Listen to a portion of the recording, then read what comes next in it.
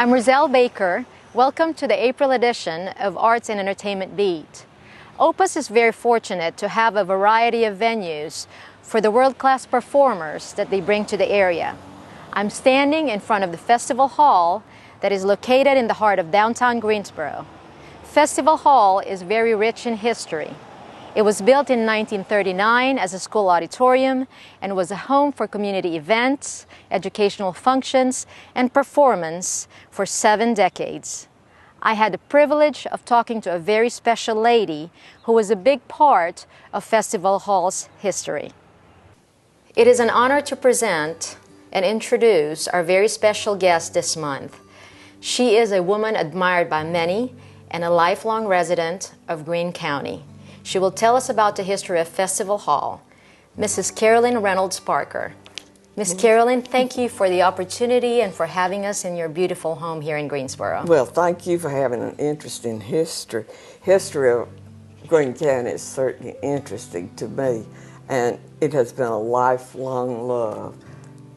Festival Hall was much needed. When I went to high school, it was in a beautiful old building where Bank South downtown now stands. We had an upstairs auditorium that did not even seat the whole student body. We had an outdoor court for basketball.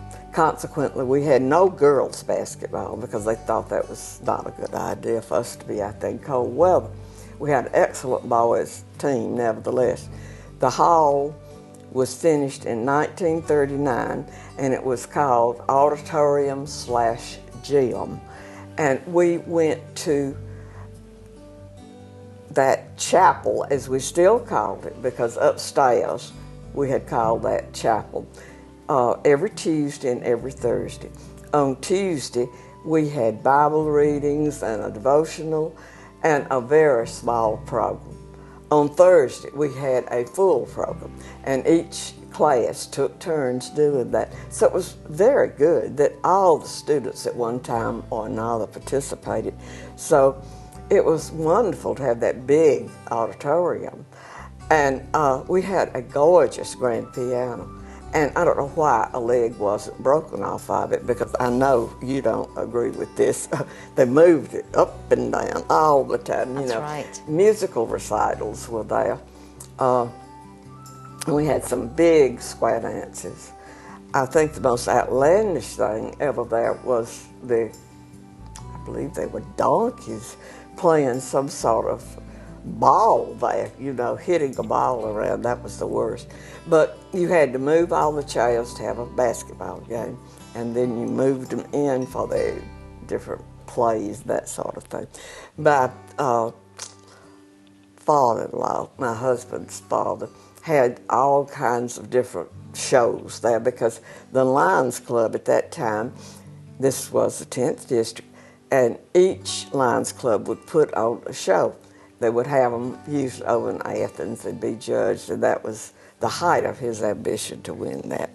He was very musical, and there were a lot of musical programs down there. You can't imagine what it meant to have a nice place like that together. Yeah. It just did the whole community a great deal of good. I was in the second class that graduated there. The first class was 39. The second was, of course, 1940. It was quite a thrill. It was the first class that graduated that was part of other county schools that had come in to integrate this area. Now, Unionport still had that school, but Siloam, White Plains, Gresham-Ville, and other outlying districts, they had little schools even at Meadowcrest. Right. So now, Miss Carolyn, the school was located at the back of the Festival Hall? Where the Bank South is now. A group from Union Point bought that property, and they decided to tear it down. I was very sorry. I mean, I loved that old building. I can tell you one thing we had on the stage back there. we used to have on April the 26th, Confederate Memorial Day, you know, I got to bring this in. The veterans were still living, and they would give the rebel yell. You can't imagine it. We'd all take flowers and march to the cemetery and put them on the Confederate soldiers' graves. But it was so crowded. At graduation, oh my goodness, we'd have to get there so early to get a seat. Well, when we had the bleachers, as we called them, on the sides of the basketball game, and all the chairs in the middle, you could put a very large crowd there. I remember going to the junior senior prom there. I have a picture back in my back room of that, and that was very special. So I went when I was a junior and when I was a senior there, because it was there for 2 years. Yeah. Right. Now, it's remarkable, Miss Carolyn, that you grew up going to Festival Hall and watching all these performances and going to this event, and now you go there to watch performances with your children and grandchildren. And great-grandchildren. And great-grandchildren, that's right. Now, tell us what is your vision for the Festival Hall, and what do you think is its role in the community's future?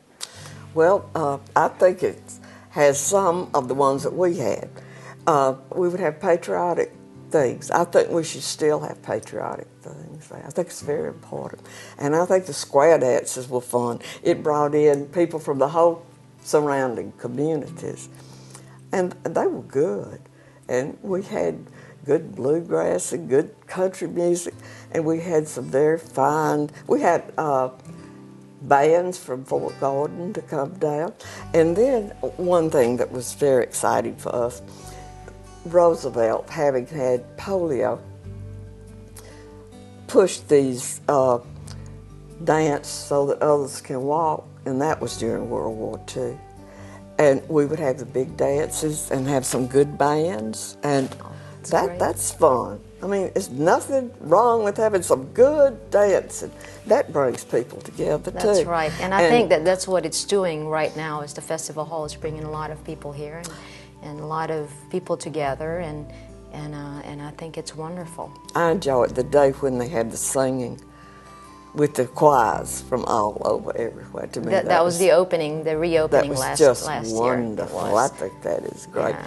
And then the fact that Roman enlarged the stage so that it's big enough to have a symphony orchestra. Right.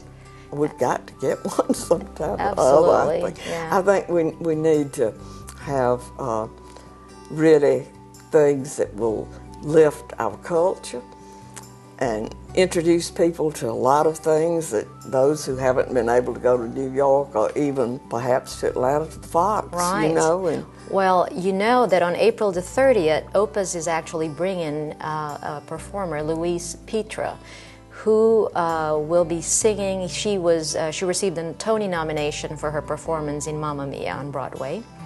And it will be a special show entitled An Evening in Paris and a Night in New York. So we hope to see you there. And Miss Carolyn, thank you so much for the opportunity to talk to you and for your time. I tell you, now I realize why they named the auditorium after you, the Carolyn Reynolds Parker Auditorium. Well, at the I was Festival certainly Hall. honored. Now, I love Greene County, and that's a very special place to me. Thank you. Thank you so much.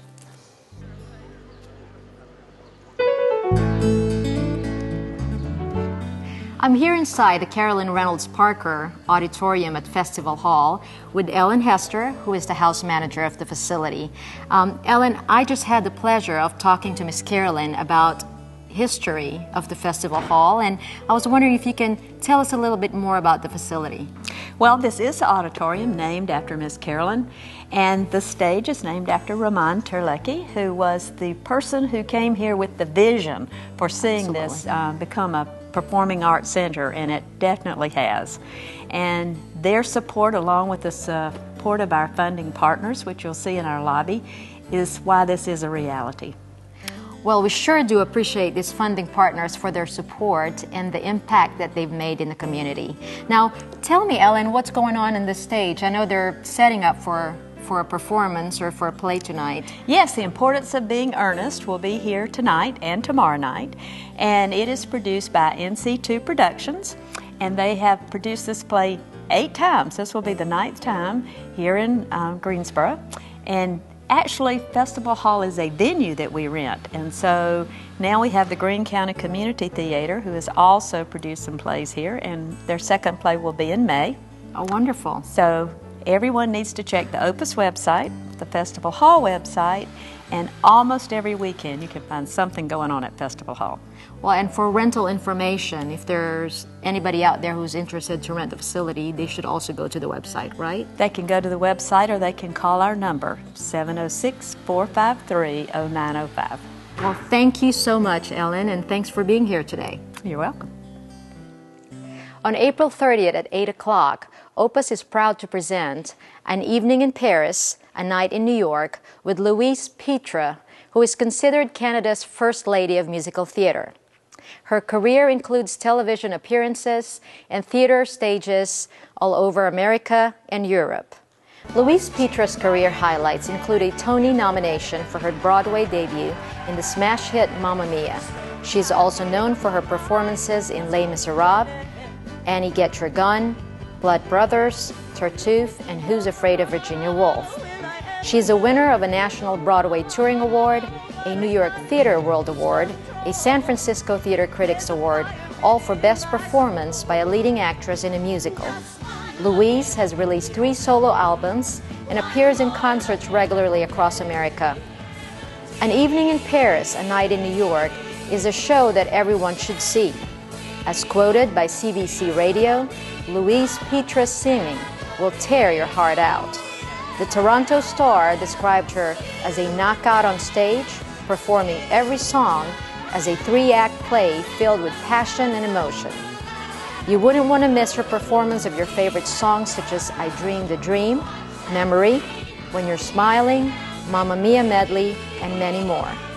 This will be a sellout show, so purchase your tickets today by calling the Opus office at 706-999-1518 or log into Ticketmaster.com.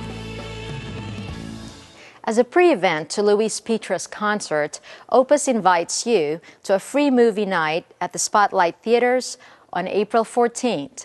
Bring the family and friends at 5:30 for food and drinks, and the free movie featuring Mamma Mia will start at 7 o'clock. This is a free event and is open to the general public, so we hope to see you there. For more information, please call the Opus office or Spotlight Theaters. This is Riezl Baker with Arts and Entertainment Beat, and I'll see you next time.